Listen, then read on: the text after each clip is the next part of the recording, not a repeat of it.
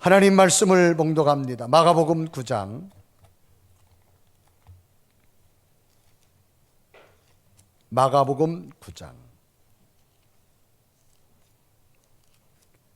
14절에서부터 29절까지를 교독합니다. 이에 그들이 제자들에게 와서 보니 큰 무리가 그들을 둘러싸고 서기관들이 그들과 더불어 변론하고 있더라. 온 무리가 곧 예수를 보고 매우 놀라며 달려와 문안하거늘 예수께서 물으시되 너희가 무엇을 그들과 변론하느냐? 우리 중에 하나가 대답하되 선생님 말 못하게 있는 내 아들을 선생님께 데려왔나이다. 귀신이 어디서든지 그를 잡으면 거꾸러져 거품을 흘리며 이를 갈며 그리고 파리해지는지라. 내가 선생님의 제자들에게 내쫓아달라 하였으나 그들이 능히 하지 못하더이다. 대답하여 이르되 믿음이 없는 세대여 내가 얼마나 너희와 함께 있으며 얼마나 너희에게 참으리요. 그를 내게로 데려오라 하시매 이에 데리고 오니 귀신이 예수를 보고 곧 그 아이로 심히 경련을 일으키게 하는지라. 그가 땅에 엎드러져 구르며 거품을 흘리더라. 예수께서 그 아버지에게 물으시되 언제부터 이렇게 되었느냐 하시니 이르되 어릴 때부터이니이다. 귀신이 그를 죽이려고 불과 물에 자주 던졌나이다. 그러나 무엇을 하실 수 있거든 우리를 불쌍히 여기사 도와주옵소서. 예수께서 이르시되 할 수 있거든이 무슨 말이냐. 있는 자에게는 능히 하지 못할 일이 없느니라 하시니 곧 그 아이의 아버지가 소리를 질러 이르되 내가 믿나이다. 나의 믿음 없는 것을 도와주소서 하더라.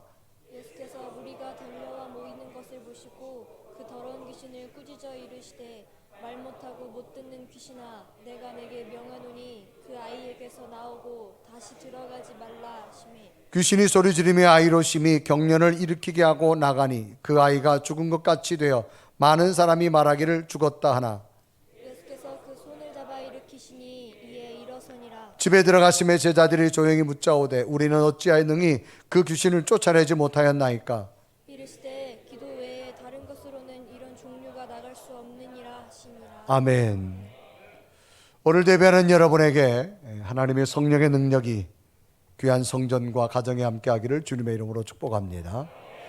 우리 옆에 계시면 인사하겠습니다. 한 주간 동안 평안하셨습니까?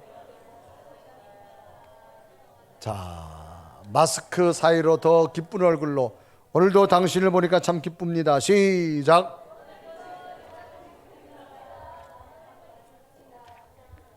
자, 이제 두 손 들고 가정에 있는 분들하고 우리 두 손 들고 할렐루야. 시작. 할렐루야. 할렐루야. 아멘. 좀 크게 해봐요. 아멘. 우리들이 성경을 읽다가 출애굽기의 내용을 보는 중에 가장 인상적인 내용 하나를 선택한다면 아마도 홍해바다가 갈라지는 기적 같은 모습을 연상할 수가 있습니다. 430년의 애굽의 노예 생활을 다 이제 벗어나서 애굽을 탈출합니다. 얼마 되지 않아서 더 이상 갈 수 없는 홍해바다를 만나게 됩니다. 앞은 홍해바다로 막혀서 더 이상 갈 수가 없고 설상가상으로 뒤에는 애굽의 군대가 말을 타고 바짝 쫓아옵니다. 앞으로 나아갈 수도 없고 그렇다고 뒤로 돌아갈 수도 없는 상황입니다. 이때 장면을 출애굽기서 14장 10절은 기록하지요. 바로가 가까이 올 때에 이스라엘 자손이 눈을 들어본즉 애굽 사람들이 자기들 뒤에 이른지라. 이스라엘 자손이 심히 두려워하여 여호와께 부르짖고라고 하는 말이 있습니다. 자기들 뒤에 이른지라. 이스라엘 백성들은 걸어서 왔지만 애굽 군대가 말을 타고 쫓아오니까 금방 쫓아왔습니다.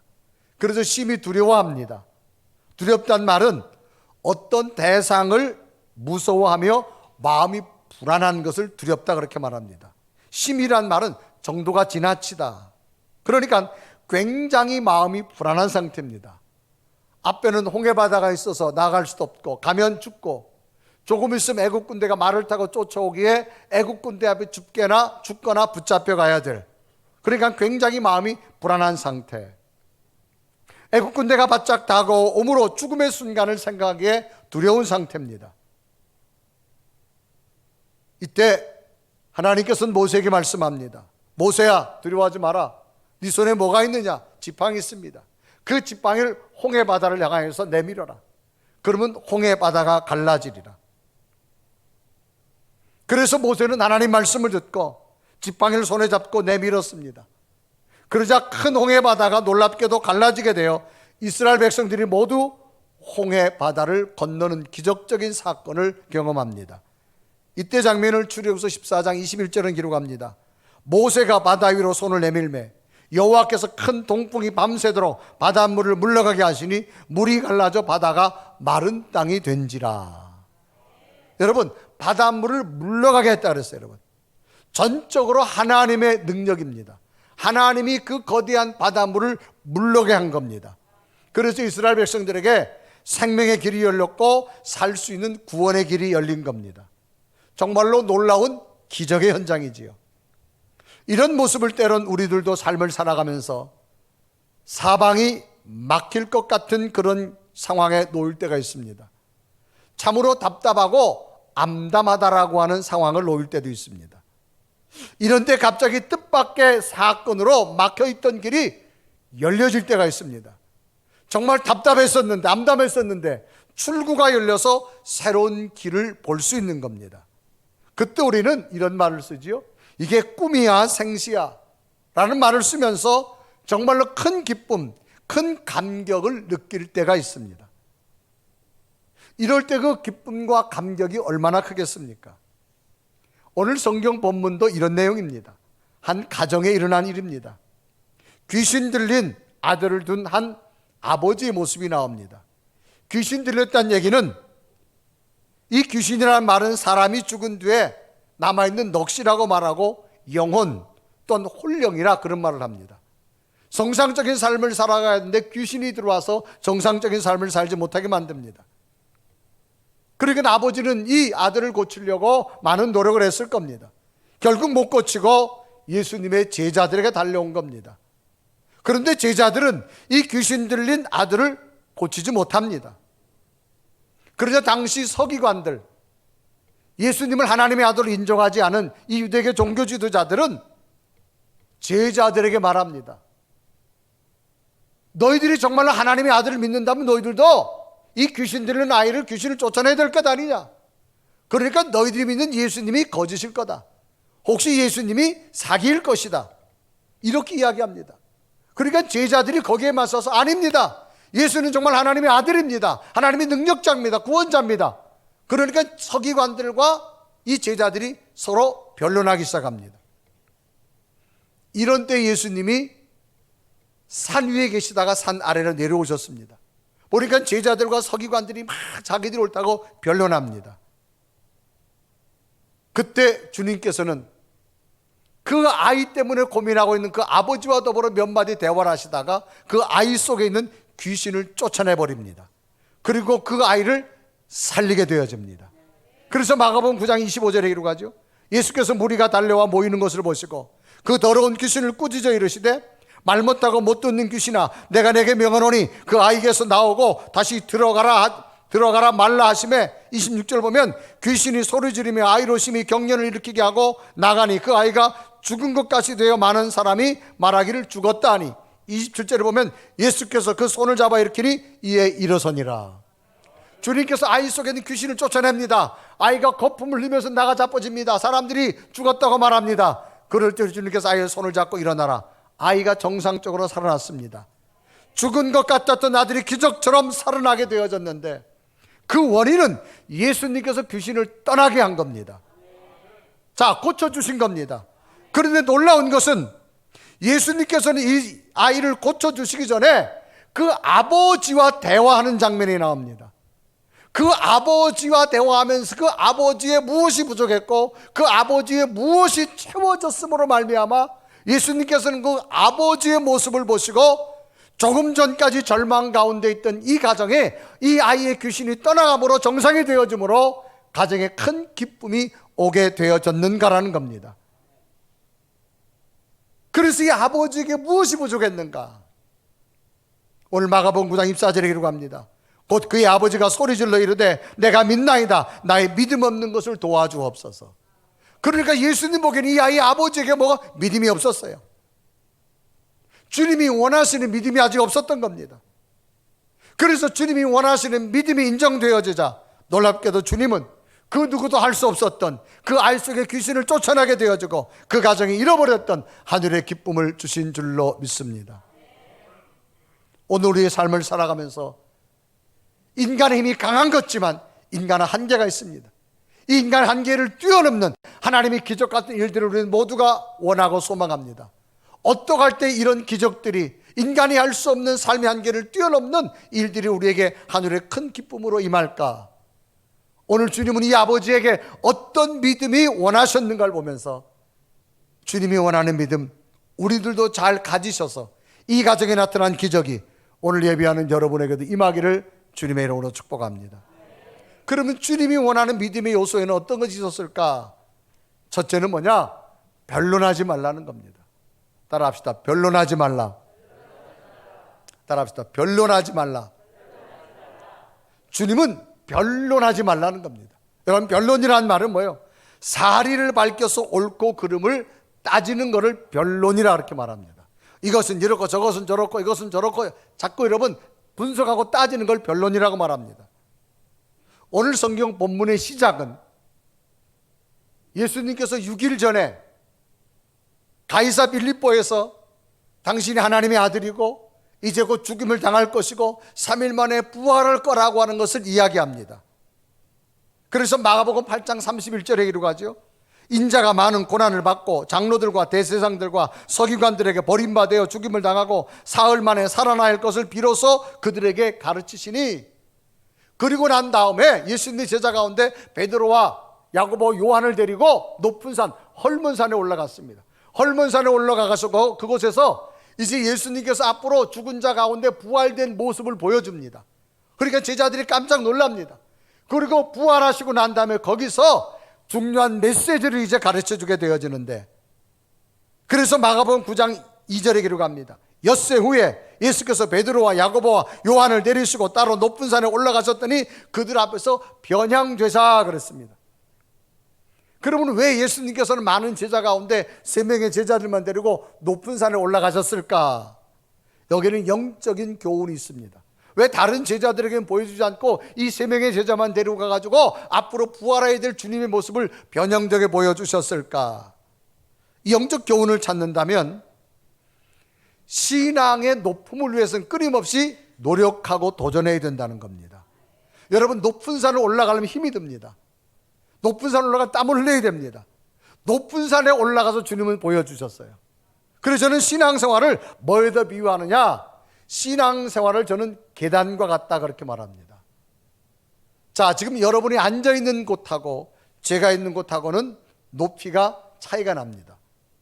여러분이 제 있는 곳을 올라오면 계단을 1계단, 2계단, 3계단, 4계단, 5계단은 올라와야 됩니다. 그러면 제가 올라오면서 1계단에서 여러분을 바라보는 것하고 2계단에 올라와서 여러분 바라보는 것하고 3계단을 올라와서 마지막 올라와서 바라보는 것은 전혀 다릅니다. 1계단 올라올 때마다 안 보이는 것이 보여지고요, 미처 모르는 것이 알아지고요, 깨닫지 못했던 것들이 깨닫지는 겁니다. 그러니까 신앙생활은 뭐냐? 자꾸 계단을 올라가듯이 올라가길 바랍니다. 여러분, 1계단 올라갈 때마다 더 힘들어요. 그런데 놀라운 것은 1계단 올라올 때마다 새로운 것이 보여줄 줄 믿습니다. 그러니까 신앙생활은 이런 거예요. 여러분, 신앙생활은 절대 쉬운 거 아니에요. 여러분, 장로님들 한번 물어보세요. 권사님들 물어보세요. 신앙생활 지금까지 오시면서 쉬우셨어요? 어려우셨어요? 물어보면 뭐라 답하겠어요? 지난주에 등록한 사람이 어렵다 그러면, 자, 여러분, 어렵습니다. 여러분, 계단을 올라가는 게 어려워요. 그런데 올라가면 올라갈수록 새로운 것이 보여질 줄로 믿습니다.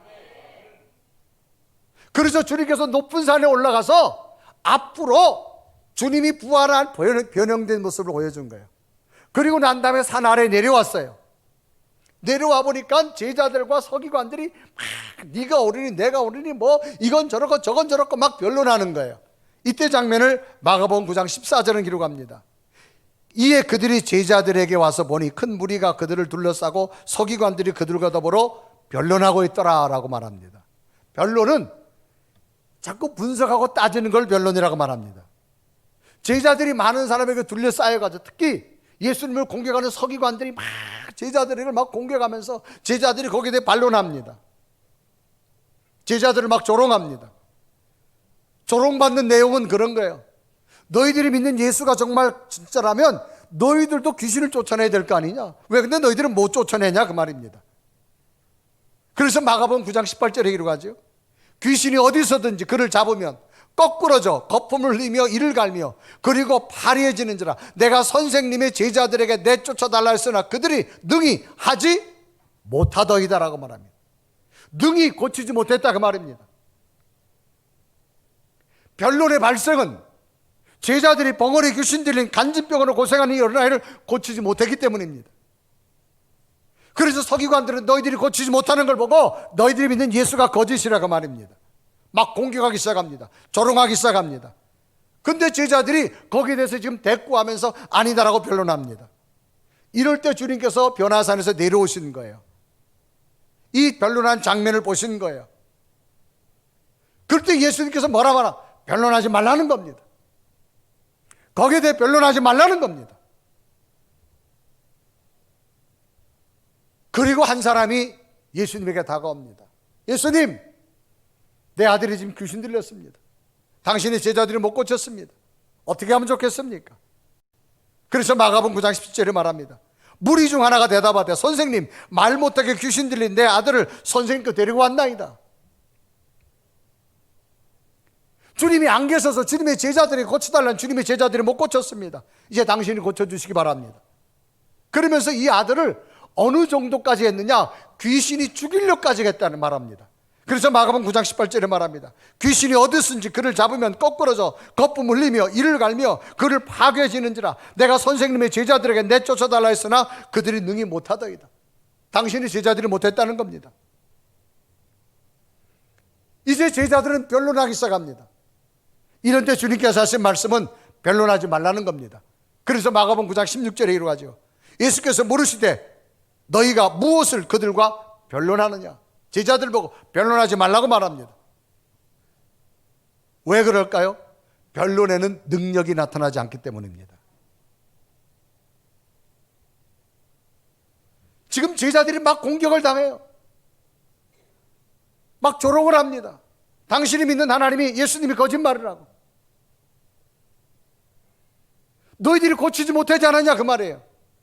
그래서 마가복음 9장 18절에 말합니다. 내가 선생님의 제자들에게 내쫓아달라 했으나 그들이 능히 하지 못하더이다. 주님은 변론하는 제자들을 바라보고 변론하지 말라고 말합니다. 왜 변론하지 말라 그랬을까요? 하나님의 세계는 영적 세계입니다. 영적 세계는 인간이 가진 지식과 논리로 이해가 되지 않습니다. 증명을 할 길이 없습니다. 그런데 여기에 대해 자꾸 변론하다 보니까 설명이 안 되는 거예요. 여러분, 하나님을 여러분이 지식과 논리로 하나님은 이렇고 하나님은 이렇고 예수님은 저렇고 증명이 안 됩니다. 거기에 대해서 자꾸 여러분이 변론하려고 그러면 변론이 안 됩니다. 여러분, 자꾸 어떤 것이 변론할 수 없는 것, 증명이 안 되는데 변론하고 나면 사람은 감정을 가지고 있기 때문에 서로 이야기하다 보면 감정만 상합니다. 하나님의 세계는 절대 변론이 될 수가 없습니다. 이해가 안 됩니다. 그래서 성경은 하나입니다. 그냥 믿으라고 합니다. 근데 우리는 먼저 이해하고 믿으려고 그래요. 여러분, 이해하고 믿을 것 같으면 여러분만 안 믿고 다 믿어요. 이해하고 믿을 것 같으면 세상 사람 다 믿는다니까. 그런데 여러분, 하나님의 세계는 영적 세계이기 때문에 이해가 안 돼요. 성경은 끊임없이 그냥 믿기를 원합니다. 근데 우리는 이해하고 믿으려니까 먼저 이해하려는 자꾸 변론하는 거예요. 변론이 안 돼요, 여러분. 하나님의 세계는. 여러분, 기도해서 응답받았다. 무엇을 근거로 응답받았는지 증명이 됩니까, 그게? 안 돼요. 하나님의 능력이 내 삶에 지금까지 기도할 때마다 이렇게 응답하셨고 함께 하셨고 오늘까지 세우셨다. 뭘로 증명할까요? 안 됩니다. 왜? 하나님의 세계는 신비하기 때문에. 그래서 주님께서 변론하지 말라는 겁니다. 설명이 안 되는 것을 자꾸 변론을 하니까 감정만 상한 거예요. 여러분, 신앙생활 하면서 영적 세계를 이해하고 믿으려고 하지 마세요. 그냥 믿으세요. 믿다 보면 이해될 줄로 믿습니다. 여러분이 자녀들 키우다가 고등학교를 들어갔어요. 고등학교를 들어가면 고등학교 들어간 딸이 이제 중학교에서 고등학교 들어가면 아이들이 생각이 커지고 아주 분석력도 좋아지고 예리해지기 시작합니다. 어느 날 고등학교 2학년 딸이 여러분에게 와서 엄마, 왜? 나 공부 이제 학교 안 갈 거야. 왜? 학교 가야지. 아니, 요즘은 엄마 시대가 달라서 굳이 공부 안 해도 돼. 내 개성이 충분하고 내가 재능이 많기 때문에 이것만 가지고도 충분히 내가 미래를 개척하며 살아갈 수 있어. 그러니까 엄마 나 학교 안 갈 거야. 그때 엄마가 뭐라 그래? 아니야, 그래도 가야 돼. 학교는 꼭 공부만 하는 게 아니고 인성도 배우고 협동심 배우고 친구. 아니 엄마 그런 거 필요 없어요. 요즘은 다 좀 혼자 살아가는 시대에. 그러니까 내가 공부 안 해도 돼. 그러니까 충분히 이제 학교 안 갈 거야. 엄마는 아니야, 그래도 가야 돼. 그럼 만약에 여러분 딸이 학교 안 가도 된다고 막 주장을 하면 여러분이 그 딸의 이야기를 듣고 학교 가라 그래요? 가지 말라 그래요? 응? 2층은 이제 질문이 어려워요? 가라 그래요. 왜? 엄마는 그 딸의 시대를 살아봤잖아요. 살아봤기 때문에 그때는 지식만이 아니라 인성도 배워야 되고 교양도 배워야 되고 협동심도 배워야 되고 지금 발달해가는 과정이라는 말이에요. 그래도 딸이 똑똑하다고 엄마는 학교 안 가도 잘 살 수 있다고 막 우기면 그 이야기하던 엄마가 감정이 상해하네. 상하지. 그러면 엄마가 결국은 뭐라 그래? 맞고 갈래? 그냥 갈래? 맞고 가는 게 좋아? 그냥 가는 게 좋아? 똑같아요, 여러분. 신앙생활도 똑같아요, 여러분. 여러분, 인간은 연약합니다. 지금까지 살아온 건 하나님이 여러분 동행하셨기 때문입니다. 여러분이 잘나서 된 거 아니에요. 뭐 나는 이제 이만하면 됐다. 여러분 하나님이 한번 허물면요 한순간에 없어집니다. 그러니까 예수님의 하나님에 대해서 이게 증명이 안 되는 거예요. 그러니까 이해하고 믿으려면 안 믿어져. 따라합시다. 믿다 보면 이해된다. 그냥 그래도 그 딸이 알았어. 엄마 내 생각은 그런데 엄마가 학교 가라는 열심히 공부할게. 그 딸이 바른 딸이요. 아멘. 여러분 신앙생활도 마찬가지예요. 변론하지 말라는 거예요. 특히 여러분 안 믿는 사람하고 여러분이 대화하잖아요. 하지 마요. 이거는 이해가 안 되고 여러분 설명이 안 됩니다. 그러니 그때 가서는 감정만 상해요. 변론하지 마세요. 그냥 그렇게 내가 기도해 드릴게요. 그냥 끝나. 그거를 여러분이 아닌 지식 가지고 교회가 이렇고 뭐 예수님이 어떻고 성경이 이렇고 찍어서 안 눌러져요. 안 눌러져. 안 눌러져요. 변론하지 마세요. 그냥 내가 당신의 기도해 줄게. 그냥 그리고 말아. 그럼 고마워. 그래. 그래도 기도해 준다면 다 좋아해. 하나님은 안 믿으면서 내가 당신 아이들 위해 기도해 줄게. 그럼 고마워 그러지. 기도하지 마! 그런 사람 없다니까. 그러니까 안 믿으면서도 기도하는 건 또 좋아해요. 참 이상하잖아요. 여러분 안 믿는 남편들이요. 본인은 교회 안 가면서 아내 보고 가서 기도하고 오라 그러잖아. 왜 그래? 안 믿으면서 기도해도 뭘 일어날 거 기대감이 가지고 있거든 이게. 그러니까 여러분 신앙생활은 영적 세계이기 때문에 이해가 안 돼요. 변론하지 않기를 바랍니다. 여러분 교회 생활하면서도 보면요 자꾸 분석하고 따지는 사람이 있어요. 이건 이렇고 저건 저러고 저러고. 그럴 때 여러분 저는 말을 안 해요. 저는 대화가 안 되는 사람은 말을 안 합니다. 그냥 그런 사람하고 말을 해봐야 뭐가 이해가 되겠어요 여러분. 감정만 상할 수밖에 없어요 여러분. 감정만 상할 수밖에. 누구나 마찬가지예요 여러분. 사람들은 대화라는 것은요 서로 통해야 돼요. 식사하셨어? 먹었지요. 뭐 드셨는데? 짜장면요. 맛있었어요? 맛있었지. 뭐 이게 대화 아니에요 여러분. 이 얘기하는데 엉뚱한 얘기 해봐요. 식사하셨어요? 내일 놀러 갈래요? 이게 여러분 대화가 안 된다니까. 하나님의 세계는 여러분 이해가 안 돼요. 아멘. 특히 신앙생활에서 변론하지 마십시오. 여러분 예수 안 믿는 사람과 뭐 하지 마요. 감정만 상합니다. 감정이 상하면 다 틀어져요, 사람은. 그래서 여러분 인간은 감정이기 때문에 감정이 틀어지면요, 아무리 좋은 걸 와도 거부하게 돼 있어요. 그래서 신앙생활 감정이 틀어지면 안 돼요. 그래서 중요한 것은 여러분 예수 안 믿는 사람 할 때 절대로 변론하지 마세요. 한마디 뭐 해드릴게? 그냥 제가 기도해 드릴게요. 그래요. 그 말만 하세요. 아우, 성도님 왜 제가 기도해 드릴게요. 제가 꼭 기도할 때 이 가정 위해 기도해 드릴게요. 거기서 끝나세요. 이해되시면 아멘. 그래서 주님 변론하지 말라는 거예요. 그리고 주님께서 원하시는 믿음이 뭐예요? 두 번째는 가능의 믿음을 가지라는 거예요. 따라합시다. 가능의 믿음을 가져라. 여러분 가능이라는 말은 뭐예요? 할 수 있거나 될 수 있다고 하는 마음의 결단입니다.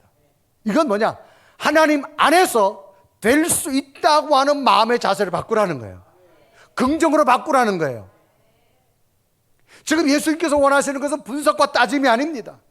생각의 변화, 마음의 변화. 지금 절망이 아니라 하나님 안에서 모든 걸 할 수 있다고 하는 마음의 결단이 바뀌어지라는 거예요. 주님께서는 이 아이의 아버지와 대화하십니다. 그래서 아이를 예수님께 데려왔지요. 그때 주님께서 묻습니다. 언제부터 그렇게 되었느냐? 그러니까 아버지가 말합니다. 예, 어려서부터 그랬다고 오랜 됐다고 말합니다. 그래서 마가복음 9장 21절에 기록하죠. 예수께서 그의 아버지에게 물으시되 언제부터 이렇게 되었느냐 하시니 이르되 어릴 때부터니이다.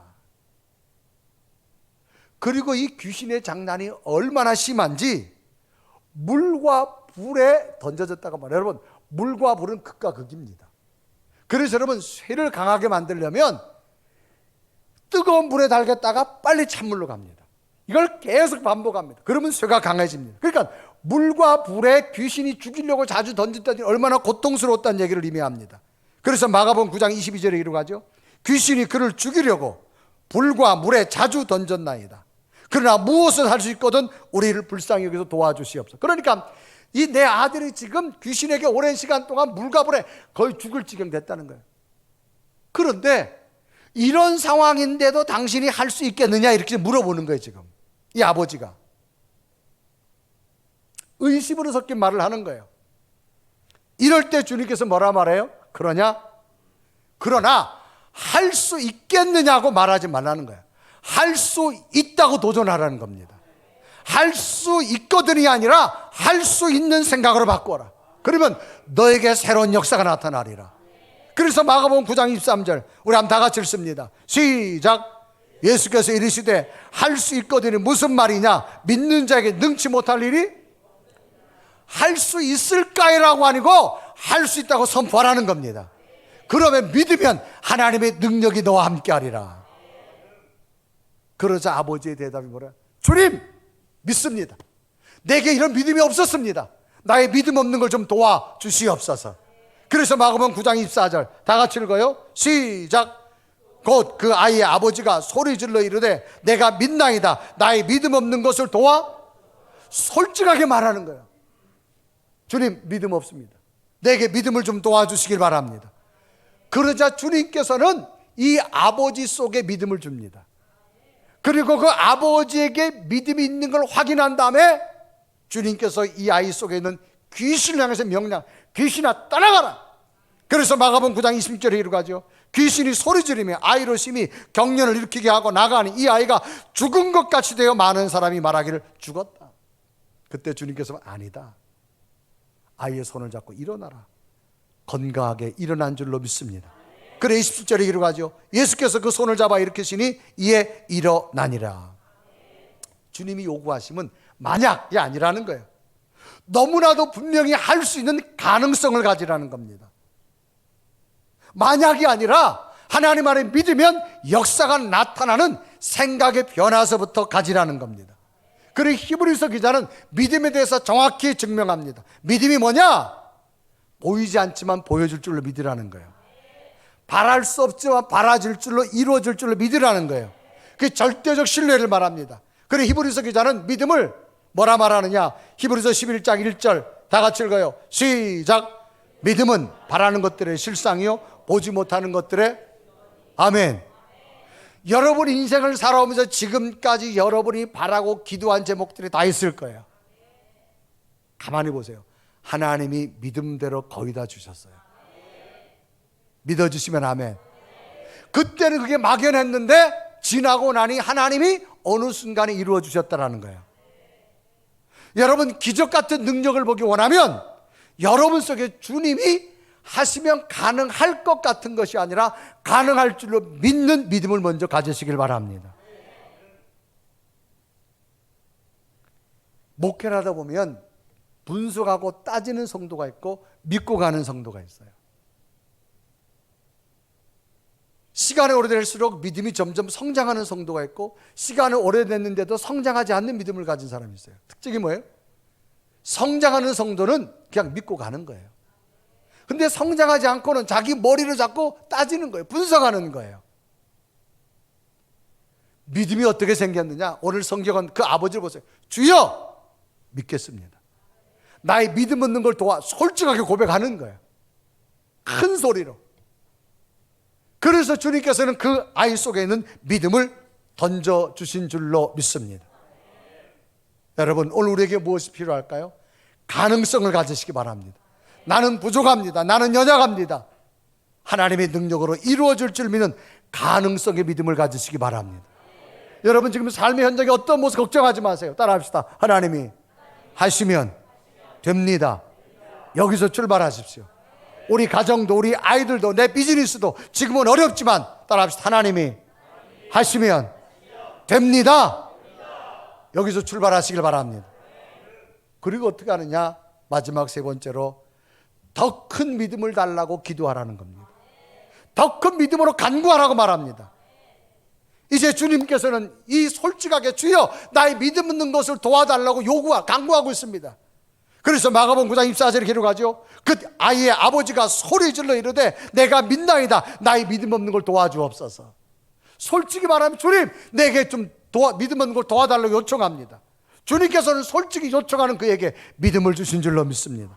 여러분 믿음이 뭐예요? 어떤 사실이나 사람을 믿는 마음인데 신앙은 절대자이신 하나님을 전적으로 신뢰하는 겁니다. 그럼 이 믿음이 어떻게 생기느냐? 사도 바울은 믿음에 대해 정의합니다. 믿음은 하나님이 우리에게 주신 선물이라는 거예요. 따라합시다. 하나님이 우리에게 주신 선물. 자 보세요. 우리 간혹 선물을 받을 때 선물을 하면 또 여러분이 선물을 남을 줄 때 있어요. 그럼 여러분이 남에게 선물을 줄 때 늘 들려오는 소식은 여러분에서 막 뒤에서 싫은 소리 하는 사람이 있어요.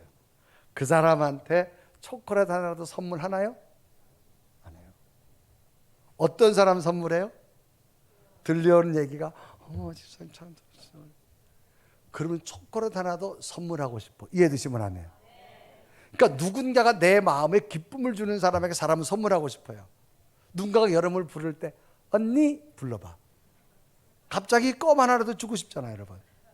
근데 갔는데 할머니 그래봐. 이게 여러분 기분이 그렇단 말이에요. 그러니까 사람은요 누군가가 나를 기쁘게 할 때 그에게 주고 싶은 거예요. 그러니까 믿음은 뭐냐? 하나님을 기쁘게 하는 사람에게 믿음을 주는 거예요. 이게 선물입니다, 선물. 그러니까 신앙생활은 성품이 굉장히 중요합니다. 아멘. 여러분 물도요 아무 데나 담는 게 아니에요. 좋은 컵에 담아야만 물도 예쁘고. 여러분 종이컵에 커피 먹는 것하고 고급 찻잔에 커피 먹는 것하고 달라요. 맛이 다르다니까. 3박자만 드셔봐가지고.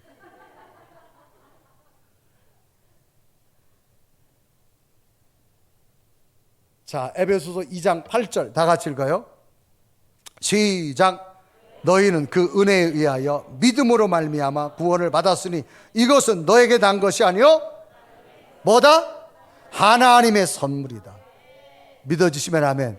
그러니까 여러분에게 충만한 믿음이 있다. 하나님 보기에 여러분이 이쁜 거야. 아멘. 그러니까 하나님이 보기 여러분이 뭐하다고? 이쁘다니까. 그런 이쁜 짓을 더해. 더 큰 선물 주실 줄로 믿습니다. 믿어주시면 아멘. 그래서 여러분, 사도 바울은 하나님의 선물이라고 말합니다. 선물은 아무나 주고 싶지 않아요. 내가 마음이 감동이 되고 내가 저 사람 마음이 열려진 자에게 하나라도 더 주고 싶은 것, 이게 선물인 줄로 믿습니다.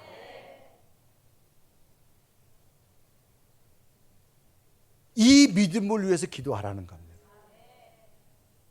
그래서 후에 제자들이 숙소에 돌아와가지고 주님께 물어요. 주님, 왜 우리는 이런 귀신 쫓는 능력이 안 나타나요? 그럴 때 주님께서 뭐라 말하느냐? 한마디, 기도 외에는 능력이 없느니라. 그래서 마가복음 9장 28절 다 같이 읽습니다. 시작. 집에 들어가심에 제자들이 조용히 묻자오되 우리는 어찌하여 능히 그 귀신을 쫓아내지 못하였나이까. 29절 읽어요. 시작. 이르시되 기도 외에는 다른 곳으로는 이런 종류가 나갈 수가. 할렐루야. 여러분, 더 큰 믿음 달라고 기도하십시오. 여러분, 믿음도 성장해야 돼요. 영적인 부분이 성장할 때 더 큰 그릇에 하나님이 선물을 채워 주실 줄로 믿습니다. 그래서 초대교회 사도들도요, 그 고난의 순교를 넘긴 사도들도 날마다 더 큰 믿음을 달라 기도했어요. 그래서 누가복음 17장 5절에 기도합니다. 사도들이 주께 여짜오되 우리에게 믿음을 더하소서 그랬습니다. 그 십자가의 고난 순교를 당하면서도 날마다 더 큰 믿음을 달라고. 기도는 하나님과의 호흡입니다. 우리 육체가 살아있다는 증거는 호흡할 수 있기 때문에 살아있는 거예요. 우리 인간은 육체도 있지만 우리 속에 영적인 모습이 있습니다. 영이 살아있다는 얘기 뭐예요? 하나님과 호흡, 기도가 있어져야 될 줄로 믿습니다. 그래서 주님께서는 구하라는 겁니다. 그래서 마태복음 7장 7절 구하라 그리하면 너에게 주실 것이요 그랬습니다. 여러분, 날마다 더 큰 믿음을 위해 구하십시오. 하나님이 주실 줄로 믿습니다. 한국계 미국인 선교사 케네스 베라고 하는 선교사가 있습니다. 이분은 2012년 11월에 북한의 선교를 갔다 체포됩니다.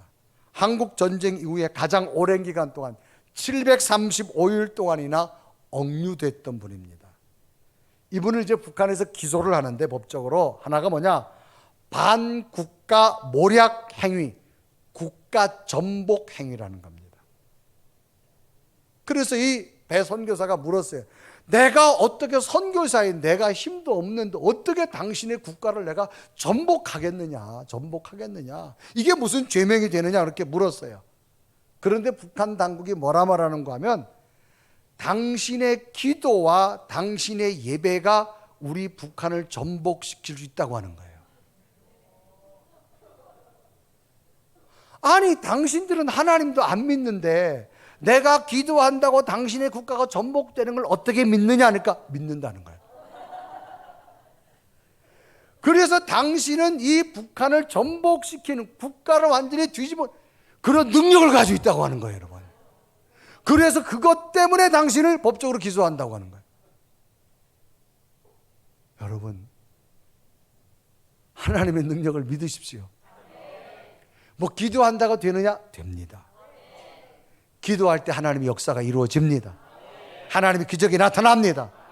그러면 여러분, 더 큰 믿음을 위해 기도하는 여러분 되기를 바랍니다. 그래서 기도는 씨앗이에요. 여러분, 농부가 씨앗을 심을 때는 하나입니다. 희망이에요. 콩 심은 데 콩 나고, 팥 심은 데 이거 불변입니다. 기도는 저축이에요. 저축하면 여러분 이자대 돌아옵니다. 저축할 때는 힘들어요. 이 아버지는 아버지 나의 믿음 없는 걸 도와주옵소서. 솔직히 고백하는 그 간구하는 아버지에게 믿음을 주심을 말미암아 그 누구도 해결할 수 없었던 사랑 아들 속에 귀신이 떠나가고 우울과 절망의 가정이 하늘의 기쁨이 된 줄로 믿습니다. 중요한 사실은 예수님이 찾아오신 때입니다. 예수님이 변화산에서 내려오셨을 때 어떤 일이냐? 제자들이 지금 엄청난 고난을 당할 때입니다. 서기관들이 막 공격합니다. 사람들이 공격합니다. 아무리 변론해도 변론이 안 됩니다. 또 이 아버지는 아들이 얼마나 심한지 물과 물에 이제 거의 죽을 지경 됐습니다. 이런 때 주님은 제자 곁에 오셨고 이 아버지 곁에 오셨습니다. 제자들의 변론이 아니라 치유하는 능력으로 기적을 보여주었고, 절망 가운데 있는 아버지 가정에 하늘의 기쁨을 주신 줄로 믿습니다. 혹 여러분 어떤 심정으로 오늘 거룩한 주일 가정에서 예배드리고 성전에 오셨다 할지라도 걱정하지 마십시오. 오늘 이 시간 주님께서 여러분 심령에 임할 줄로 믿습니다. 내가 가장 힘들어할 때 주님은 찾아오신다고 하는 겁니다. 그러면 주님이 원하는 믿음은 무엇일까? 변론하지 마십시다. 가능의 믿음을 가지시기 바랍니다. 더 큰 믿음을 위해 간구하십시오. 기도하면 하나님이 들어주셔서 오늘 우리 어떤 상한 마음이 있다 할지라도 하나님 능력으로 고쳐지고 세워지는 놀라운 은혜가 여러분 있기를 주님의 이름으로 축복합니다. 우리 한번 고백하며 찬양할 텐데, 하나님 내 마음속에 성령으로 채워주셔서 하나님의 놀라운 일들을 볼 수 있는 내 믿음 되게 해달라고 고백하며 하나님 앞에 찬양합니다. 마음이 상한 자를 고치시는 주님, 하늘의 아버지 날 주관하소서. 주의 길로 인도하사 자유케 하소서. 새 일을 행하사 웃게 하소서. 주로 목이 마르니 성령의 길을 부소서. 의의 주로 목이 마르니 내 잔을 채워 성령으로 채우사. 성령으로 채우사 주목게 하소서. 주의 임재 속에 은혜 알게 하소서. 주 뜻대로 살아가리 세상 끝날까지. 나를 믿으시는 새날 열어주소서. 이제 주로 목이 마르니 성령의 기름 부으소서.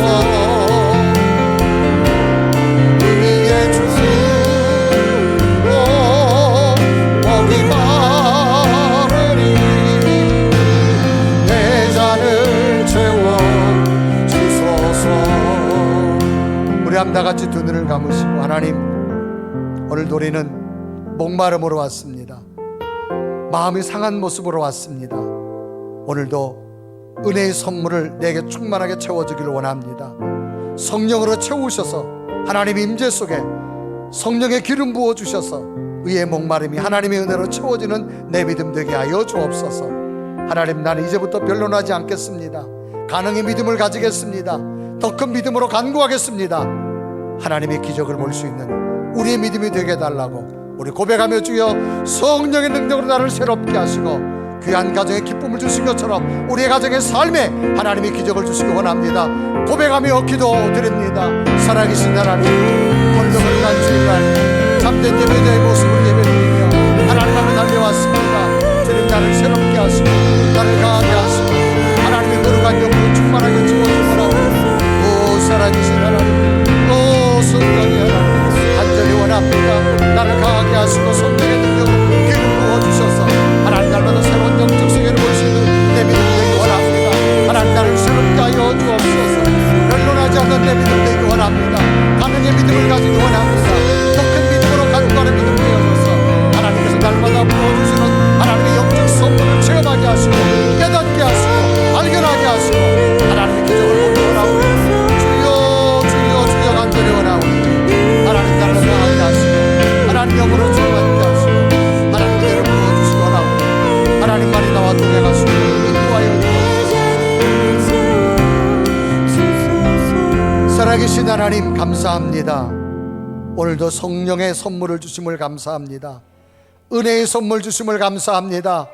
날마다 은혜 안에 거하게 하시고 성령으로 채워주셔서 우리의 목마름이 하늘의 기쁨이 되게 하여 주셔서 오늘의 절망이 내일의 희망이 되는 가능의 믿음으로 기도할 때마다 이루어지는 기적을 보게 하여 주옵소서. 예수 그리스도의 이름을 간절히 기도 드리옵나이다. 아멘.